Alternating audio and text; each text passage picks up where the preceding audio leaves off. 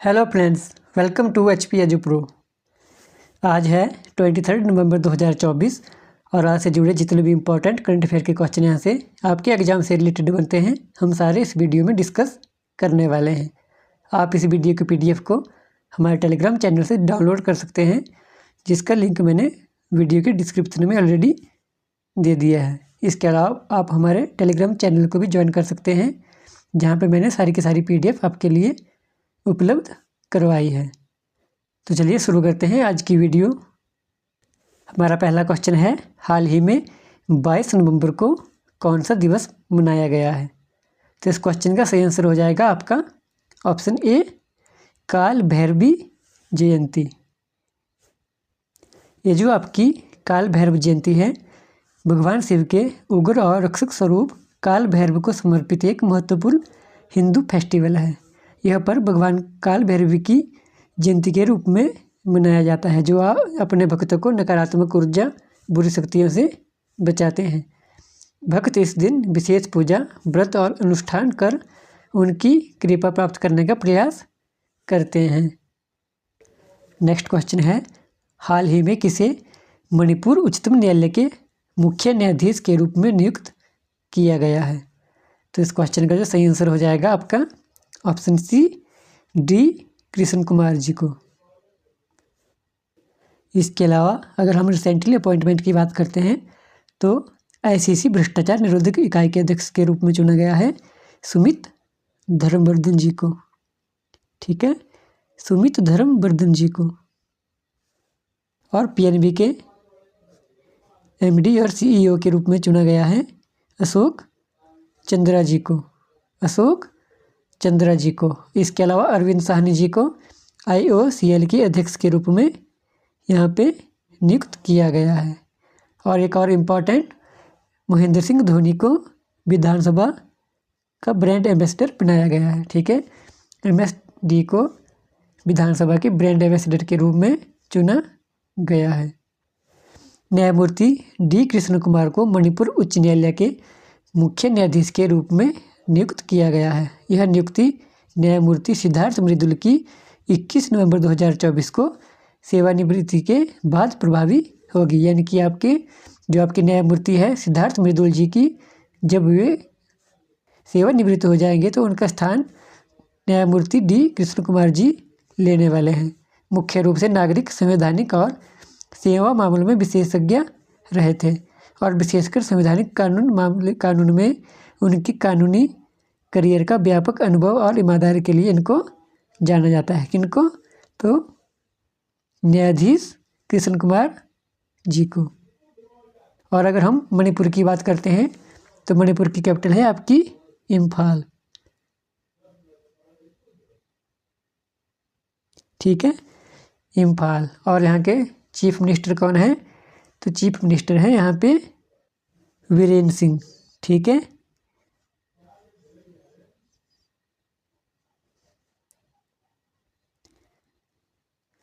वीरेंद्र सिंह।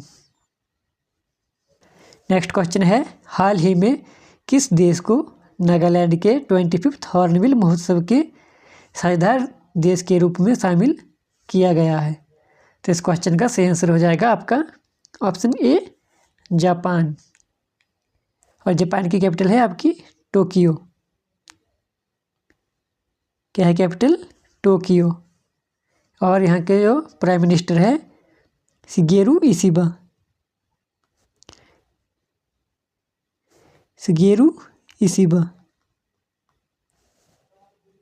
और अगर हम जापान की बात करते हैं तो जापान में अभी रिसेंटली सानसान नाम के टाइफून के कारण यहाँ पे हाई अलर्ट जारी किया गया है। ठीक है, और भारत और जापान के बीच हरित अमोनिया को लेकर यहाँ पे समझौता किया गया है। इसके अलावा एक और इम्पोर्टेंट पॉइंट यहाँ से, जापान ने अभी लकड़ी के उपग्रह को लॉन्च किया है। ठीक है, लकड़ी के उपग्रह को। तो आपने सारे के सारे पॉइंट यहाँ से इनको अच्छी तरह से याद कर लेना है, किसी भी एग्जाम में आपसे यहाँ से पूछा जा सकता है। हॉर्नबिल महोत्सव 1 से 10 दिसंबर तक कोहिमा के पास किसामा में आयोजित किया जाएगा। कोहिमा जो है तो नागालैंड की कैपिटल है। इस महोत्सव में जापान का योगदान सांस्कृतिक प्रदर्शन, क्षमता निर्माण, हस्तशिल्प एवं बांस उत्पादों पर कार्यशालाओं के माध्यम से होगा, जिनमें प्रसिद्ध जापानी कलाकार और विशेषज्ञ इन सत्रों का नेतृत्व करेंगे। अगर हम हॉर्नबिल की बात करते हैं तो यह हर साल बड़ी संख्या में पर्यटकों को आकर्षित करता है और नागालैंड की विभिन्न जातीय समुदाय उनके संगीत, नृत्य और शिल्प को उजागर करता है। जो हॉर्नबिल महोत्सव है इसको महोत्सवों का महोत्सव कहा जाता है। तो अपने ध्यान में रखना है कि हॉर्नबिल कहाँ पे मनाया जाता है। तो हॉर्नबिल आपके नागालैंड में मनाया जाता है। कई बार यहाँ से एग्जाम में इसको लेकर कई बार पूछा गया है। नेक्स्ट क्वेश्चन है, हाल ही में किस राज्य ने करीमगंज जिले के नाम को बदलकर श्रीभूमि कर दिया है? क्या क्वेश्चन है आपका? हाल ही में किस राज्य ने करीमगंज जिले के नाम को बदलकर श्रीभूमि कर दिया है? तो इस क्वेश्चन का सही आंसर हो जाएगा आपका ऑप्शन सी, असम। असम की कैपिटल क्या है आपकी? असम की कैपिटल है आपकी दिसपुर। ठीक है, दिसपुर। और हेमंत बिस्वा शर्मा यहाँ के चीफ मिनिस्टर हैं। हेमंत बिस्वा शर्मा। असम सरकार ने करीमगंज जिले का आधिकारिक नाम बदलकर श्रीभूमि जिला और करीमगंज नगर का नाम बदलकर श्रीभूमि नगर कर दिया है। मुख्यमंत्री हेमंत बिस्वा शर्मा के नेतृत्व में यह निर्णय लिया गया, जो क्षेत्र की सांस्कृतिक विरासत, ऐतिहासिक महत्व को सम्मानित करने के लिए उठाया गया कदम है। और अगर यहाँ से बात की जाती है श्रीभूमि को लेकर, तो नोबेल पुरस्कार विजेता कवि रविंद्रनाथ टैगोर ने इस क्षेत्र को श्रीभूमि यानी कि माँ लक्ष्मी की भूमि के रूप में 100 साल पहले वर्णित किया था। असम सरकार ने उनके इस उल्लेख को मान्यता दी है। महात्मा रविंद्रनाथ टैगोर जी का मानना था कि यहाँ की जो भूमि है वो माँ लक्ष्मी की भूमि है, जिसके कारण इन्होंने इस क्षेत्र को श्रीभूमि का नाम दिया था। और अब 100 साल पहले इन्होंने कहा था, असम सरकार ने उनके इस उल्लेख को अभी हाल ही में मान्यता दी है। नेक्स्ट क्वेश्चन है, हाल ही में किस देश ने 40 वर्षों में पहली राष्ट्रीय जनगणना शुरू की है? तो इस क्वेश्चन का सही आंसर हो जाएगा आपका ऑप्शन सी, इराक। इराक 1987 के बाद पहली बार देशव्यापी जनगणना कर रहा है, जो कि सद्दाम हुसैन के शासनकाल के दौरान आयोजित हुई थी।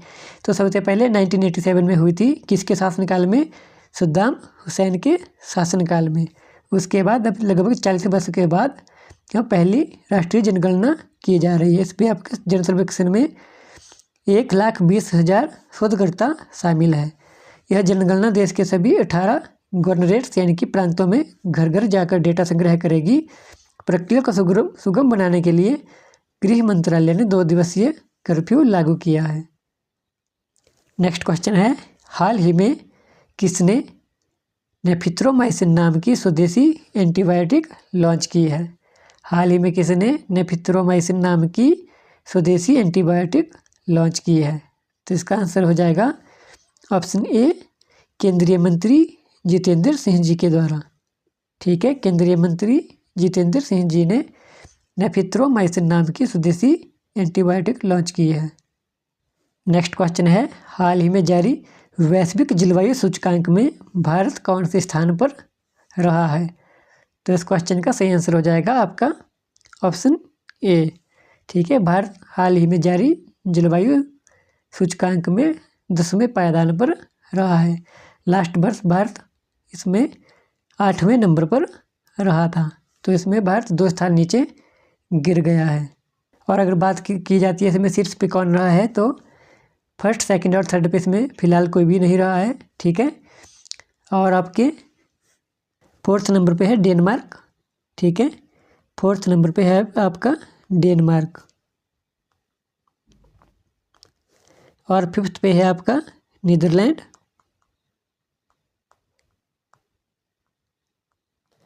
एंड 6th नंबर पे है आपका यूके। तो जितने भी यहाँ पे सूचकांक होते हैं आपके एग्जाम के दृष्टिकोण से आपके लिए बहुत इंपॉर्टेंट होते हैं, तो आपने इसको अच्छी तरह से याद कर लेना है। 5th, 4th 5th and 6th आपका पता होना चाहिए और इंडिया का यहाँ से पता होना चाहिए। नेक्स्ट क्वेश्चन है, हाल ही में कौन आईसीसी ऑलराउंडर की रैंकिंग में शीर्ष पर पहुंच गया है? तो इसका सही आंसर हो जाएगा आपका ऑप्शन सी, हार्दिक पांड्या यहाँ पे पहले नंबर पर रहे हैं और सेकंड स्थान पर रहे हैं आपके नेपाल के दीपेंद्र हैरी, ठीक है।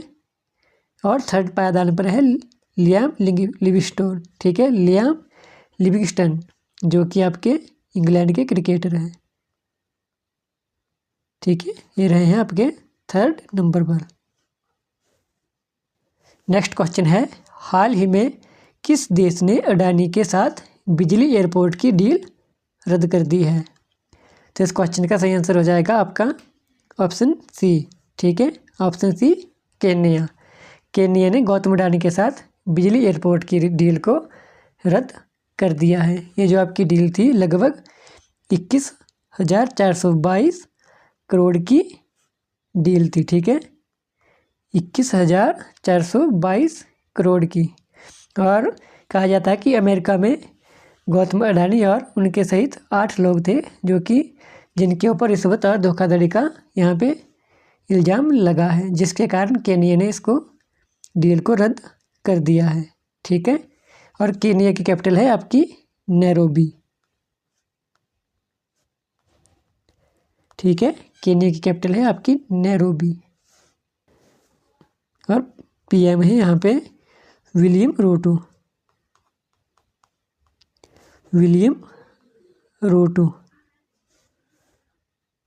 नेक्स्ट क्वेश्चन है, हाल ही में कौन सा देश अंतर्राष्ट्रीय सौर गठबंधन का 104th यानी कि आपका 104वां सदस्य बन गया है?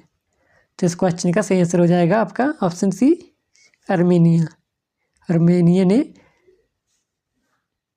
आईएसए को ज्वाइन कर लिया है, यानी कि आपका अंतर्राष्ट्रीय सौर गठबंधन, और 104 नंबर का सदस्य बन गया है। और 100 नंबर का सदस्य है आपका पराग्वे, ठीक है, पराग्वे जो है तो आपका 100 नंबर का सदस्य बना था। कुछ एक्स्ट्रा इन्फॉर्मेशन है जिसको आपने यहाँ से पढ़ लेना है। आर्मेनिया ने अंतर्राष्ट्रीय सौर गठबंधन यानी कि आईएसए में 104वें पूर्ण सदस्य के रूप में शामिल होकर वैश्विक ऊर्जा सहयोग में एक महत्वपूर्ण कदम उठाया है। आईएसए जो कि 2015 में स्थापित हुआ था। आईएसए जो कि इसकी स्थापना की गई थी आपकी 2015 में। इसका उद्देश्य सौर ऊर्जा को बढ़ावा देना, लागत कम करना और नवाचार को प्रोत्साहित करना है। और इस गठबंधन का जो लक्ष्य है 2030 तक सौर ऊर्जा के प्रसार के लिए 1000 बिलियन अमेरिकी डॉलर का निवेश जुटाना है। नेक्स्ट क्वेश्चन है, हाल ही में खिल्ली राम मीना को किस राज्य का नया मुख्य सचिव नियुक्त किया गया है? तो इस क्वेश्चन का सही आंसर हो जाएगा आपका ऑप्शन सी मिजोरम। और मिजोरम की कैपिटल क्या है? तो इसकी कैपिटल है आइजोल,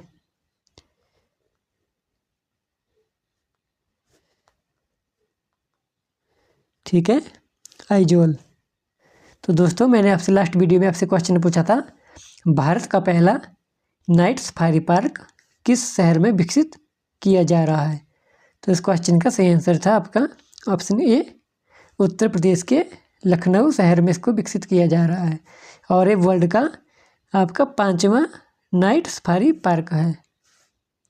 इसकी घोषणा चीफ मिनिस्टर योगी आदित्यनाथ के द्वारा की गई थी, जो कि आपके दिसंबर 2026 तक बनके पूरा हो जाएगा। और आपके लिए आज का क्वेश्चन है, मिस चार्म इंडिया 2024 का खिताब किसने जीता है? इसका आंसर आपने हमें कमेंट बॉक्स में कमेंट करके बताना है। तो दोस्तों ये थे आज के important current affair. I hope कि आपको अच्छी तरह से समझ आ गए होंगे। अगर आपने हमारे चैनल को अभी तक सब्सक्राइब नहीं किया है या फिर आप हमारे चैनल के साथ पहली बार जुड़े हैं तो आप जाकर के हमारे चैनल को सब्सक्राइब कर सकते हैं, जिससे हमारी आने वाली हर एक वीडियो आप तक आसानी से पहुंच सके। तो दोस्तों आज की वीडियो में इतना ही, मिलते हैं नई वीडियो के साथ एक नए कंटेंट को लेकर। तब तक के लिए जय हिंद, जय हिमाचल।